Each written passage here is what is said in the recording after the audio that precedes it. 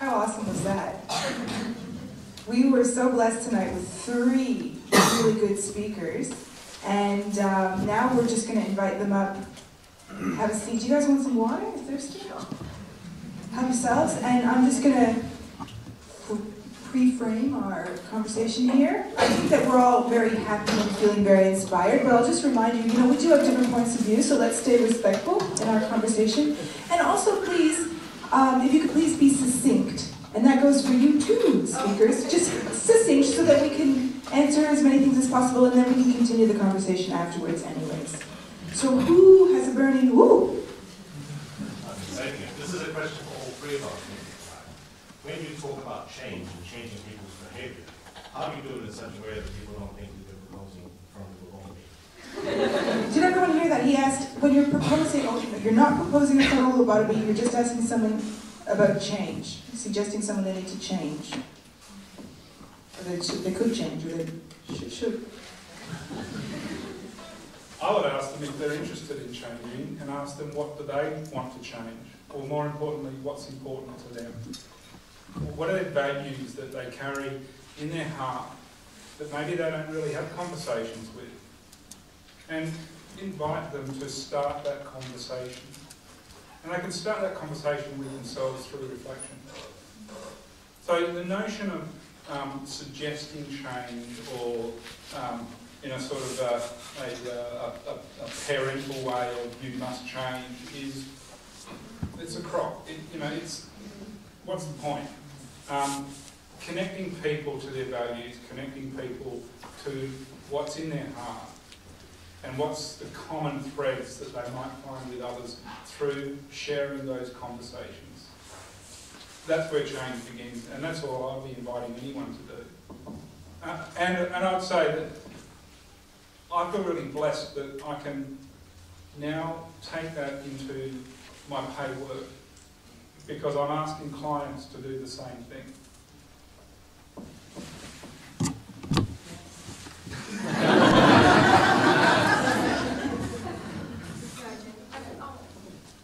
Think of when you go to the doctor. So, have you ever been to the doctor and the doctor said you need to lose weight, you need to eat healthier? Did you change your behaviour then? Most people don't when they're talked to that way. There's this thing called motivational interviewing. Have any of you heard of that before? So it's a way of asking certain questions to elicit change from the individual, so activate their kind of intrinsic values. There's this idea in psychology or theory called theory of change, and it says people are basically at different levels when it comes to, say you want to stop smoking. People are at different levels. Pre-contemplation, they haven't even thought about the need to quit. Contemplation, thinking, oh, actually, I should give it up, this isn't good for me, I've got a bit of a cough. And you have to target your approach to whatever level they're at. So I recommend looking up theory of change. There's lots of good research on that. And there's different strategies you use at each level, where the person's at. Nobody asked me, but I'm just gonna throw it out there. I'm not an expert on change as such. But I wonder if we're asking the right question. Should we be asking ourselves how we can change rather than asking how we can get other people to change? And that kind of theme has been brought up by all of our speakers, doing that inner work first. What's the next question? Up the back? Yeah, I like the lady in the centre there who talked about the city of Canning. I thought that was actually quite brilliant, because I've been fighting as a lobbyist, as an activist, as a petitioner, stood to council, stood in the last state election, and particularly against City of Stirling and local governments. And also, there was a good article in the West Australian the other day, Simon Withers, about our waste management systems and the bureaucracy and the levels of bureaucracy. The fact that a lot of your points up there are very relevant to how the waste authorities in Perth are working. Too many levels of bureaucracy, and it's covering the top of the iceberg and not the inner cell, the inner part.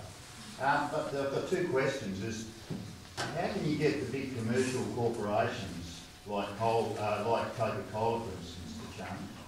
Because that requires not us changing, it requires big corporations who are part of the mainstream life in Australia and globally have such a strong power on consumerism, and they're driven by profit. So that's the first thing.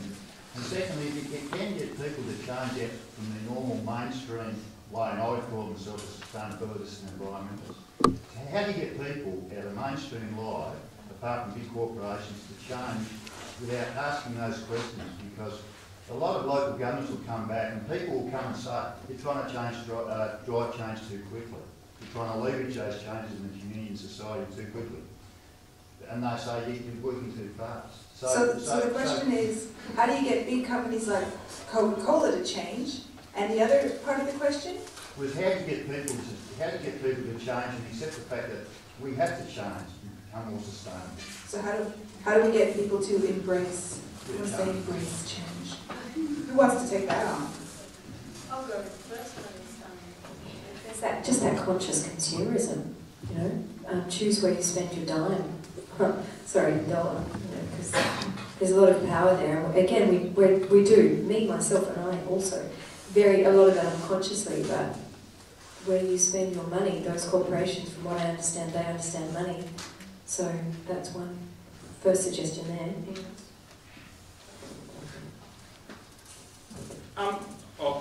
Sounds like Jane wants. Oh, you go first.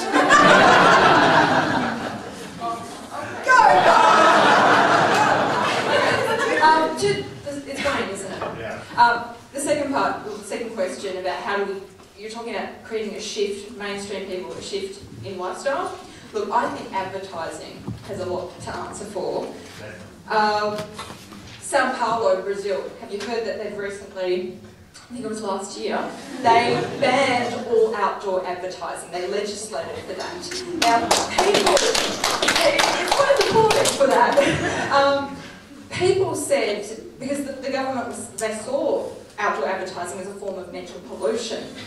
And the people said, actually, it's great not having these billboards everywhere and being bombarded with these ads. We feel like we can think, we feel mentally freer.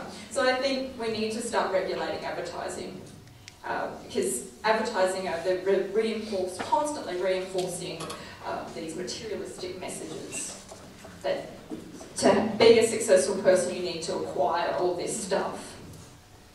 So regulating advertising and yeah, I think that's a huge one. Huge one. There's an author, Joanna Macy, who one of the greatest deep ecologists. She said that there's three main areas where we can drive change. One is within politics, through policy and regulation. She said you can work within institutions and within organisations, and a lot of us have been there and still are there. And you can also be an activist at the front lines. And James, was it your comment, Jane, about getting out there and painting the lines where they need to be painted or something like that? That's activism. Yeah.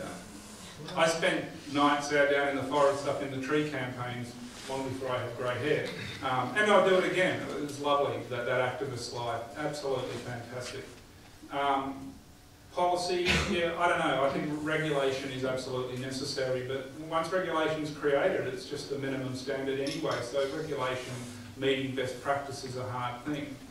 I think all of those fronts are really, really important. But you know, there's always this notion of self-organisation and emergence. That things are going to happen anyway. And I think I keep coming back to it. When people truly find it deeper in themselves and they get out of their headspace around this stuff and really start living that life, yeah, things will really strongly emerge from that. And you know, we're locked into an old mechanistic paradigm still. And I mean, really, the whole sustainability agenda has been railroaded by the old mechanistic paradigm. It's above that waterline, greenwash, fairly superficial stuff. And you know, I'm not bagging any organisations that create their own global reporting initiative, reporting framework. It's fantastic. But you know, are the West Farmers of the world really doing anything different because they've got a sustainability strategy? I'd say not really. Because they're doing it from a headspace, they're doing it from above the waterline, and they're not doing any deep inquiry. inquiry.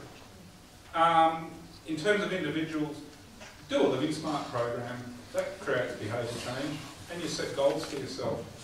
And you really, when you set goals for yourself and you don't live up to those self-set goals, you're forcing yourself to really reflect on who you are or not. Thank you. And again, I'm going to butt in. Money does have an influence over large corporations and their policies, and we can also think about, this is a space that I used to work in, we can also think about where our super is invested and any other investments.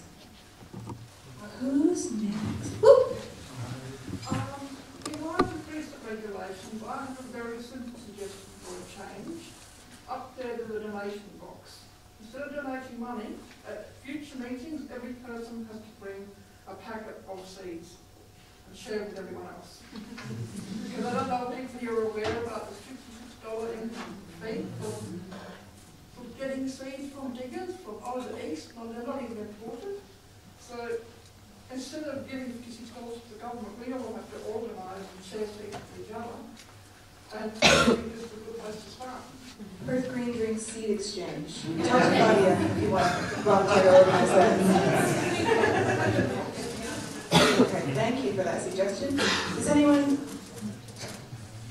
So, the man in the red shirt.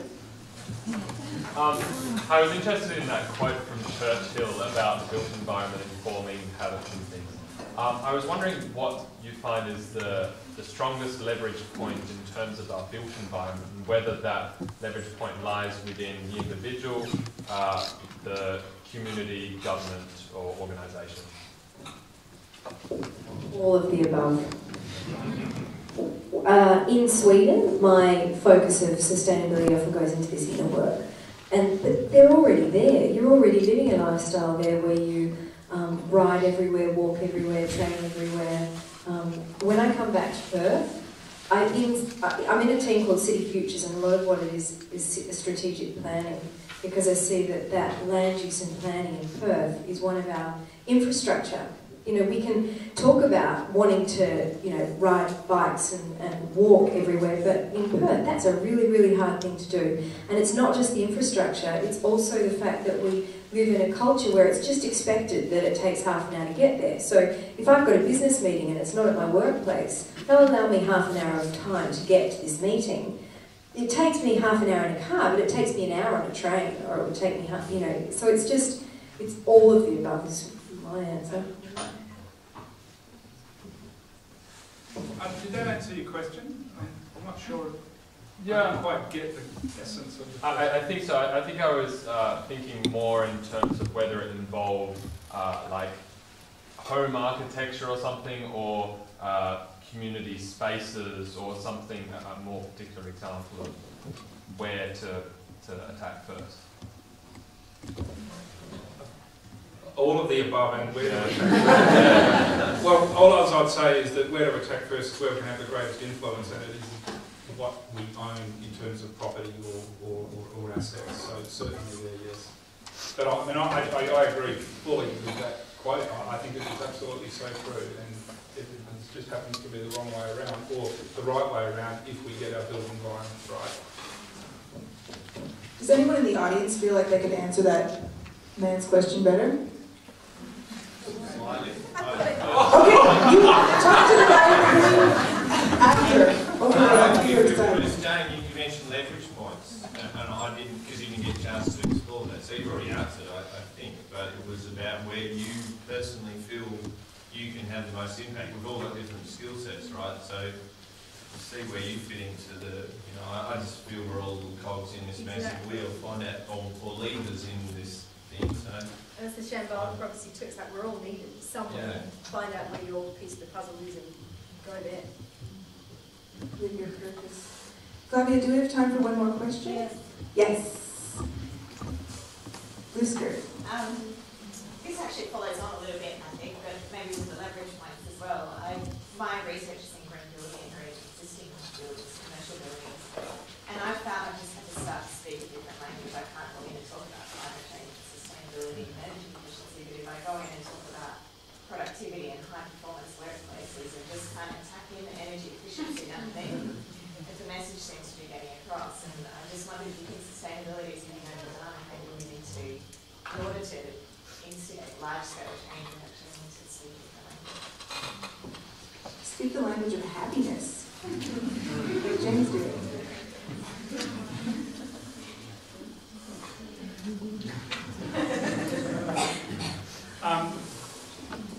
Yes and no. I mean, I think sustainability is a really evocative word, and the meaning behind it. And I personally think if we can recapture it for what it truly means and where it began, which had very deep philosophical understanding. And when I did my studies at ISDP at Murdoch in the early days, I mean, through the 90s, ISDP was really a school of philosophy.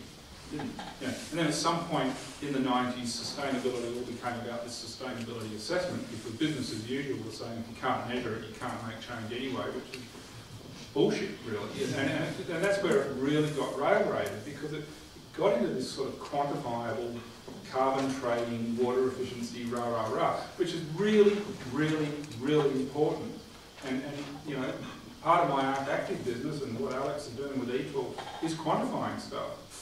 But others are saying also that if we don't get back to the core principles of it, then we're losing the heart of the matter. But yes, drop the word sustainability. What do I care? The outcomes are still the same. And I think in terms of built environment, it's livability, it's quality of life, it's quality of that environment, which, you know, getting back to this gentleman's comment around how built environments can influence the psychology of being human. The Green Building Council in the States started out with the same thing. They were able to sell their LEED rating by talking about increases in productivity through improved indoor environment quality in institutional buildings, in educational buildings, in hospitals, the quality of that environment. My colleague Mark Drexel talks about working in his office, and it's psychologically and physically killing him because the indoor environment is so bad. And yeah, sure, it relates to energy efficiency and energy exchange and the quality of that environment. So choose your word. The outcome or the debate, what we're fighting for, is still the same thing. Language is really, really important. We've found that if you mention the word, or the word environment can be quite polarising. Some people say, oh, that concerns people who are environmentalists, some little group. It doesn't concern me. People can switch off. But you need to be really careful how you frame things. For instance, if you're going in and your main message is high productivity, let's say growth, that's going to really, recent research on values has found that reinforces materialistic extrinsic values, which is associated with people having larger ecological footprints, acting in more destructive ways towards the environment. So you really need to think, what values am I reinforcing here? So I don't know about dropping the word sustainability altogether, and I don't know if the outcome will completely be the same if you start to pitch it in a pro-growth or whatever way you pitch it. Just be really careful.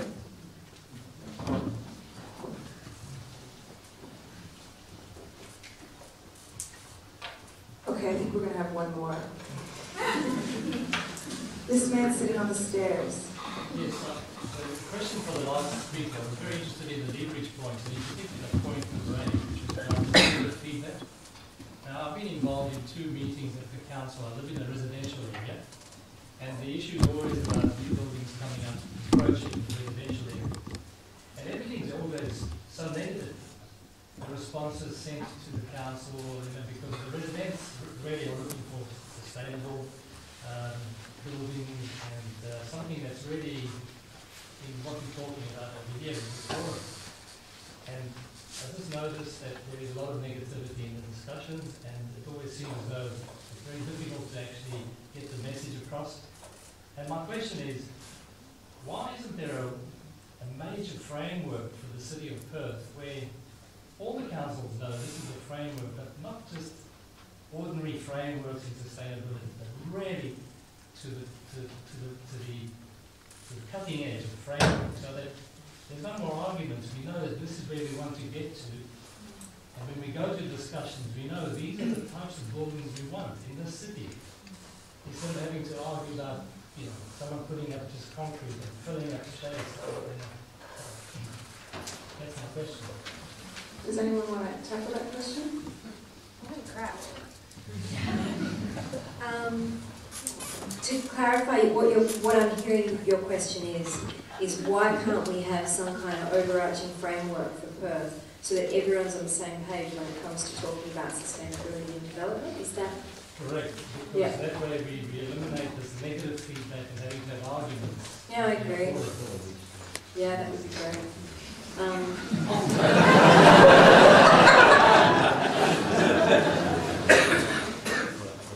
The first Masters I did used something that's big in Sweden. It's called the Framework for Strategic Sustainable Development. Some people might know it as the natural step. And it is that kind of broad overarching framework.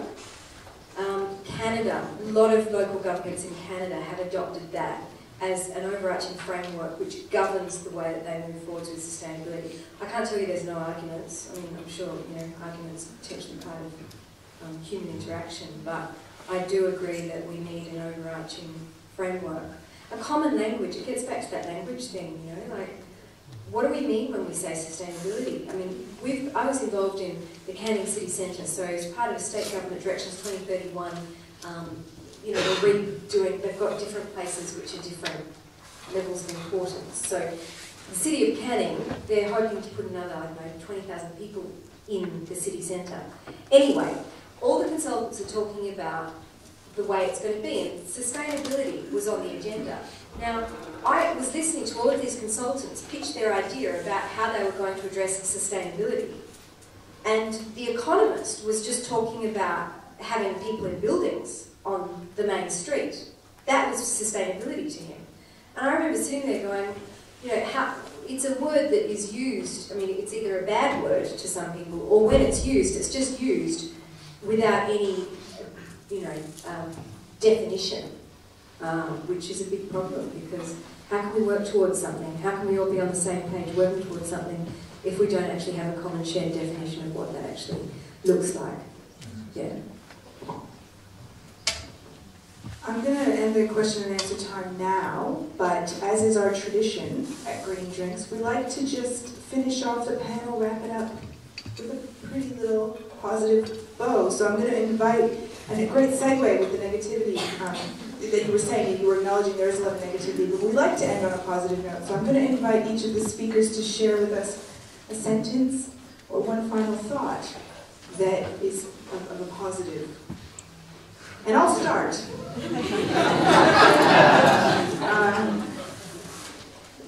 Be happy, consume less.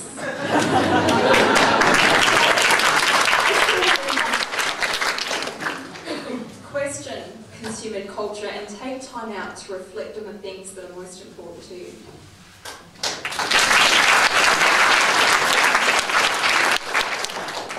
We grow in the direction of the questions we ask.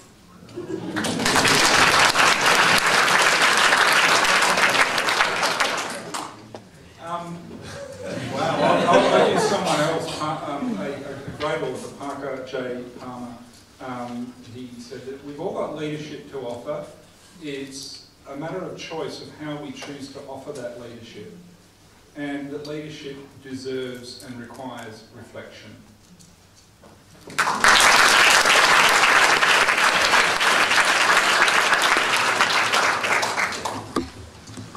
I just need to make a brief announcement in keeping with the theme of change. Has everyone heard about the Sustainable House Day in September? It's happening. I think there's a few people here that you can talk to or get information from. This woman here, Mark can help you if you're interested in knowing more, or is there a website? So she'll say that. Yeah, they've got handouts, and so you can do that. I'm just going to ask you to hold your applause. I'm going to make some thank yous, so let's just get them all out of the way. One big whoop whoop, and then we'll go have a drink. Okay, so once again, I'd like to thank Flavia, who's not here because you know it's a bad sign. You're running over time when the organizer leaves the room. And also Eugenie tonight, thank you for your help, and Ali up the back on the video. Little Creatures for the cases of beer and cider. Thank you very, very much. Central Institute of Technology for the venue and the food we'll be enjoying. Our speakers. You want to clap, you're done to clap. Our speakers.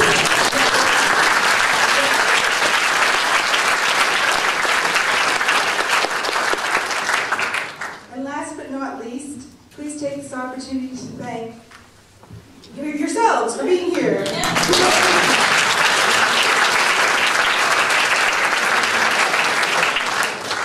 We're going to go out through these doors and go enjoy some beverages, and then when you're and food, and when you're done, you got to go up the stairs, and you can't go out the door you came in. There's another door. So you'll figure it out. All right.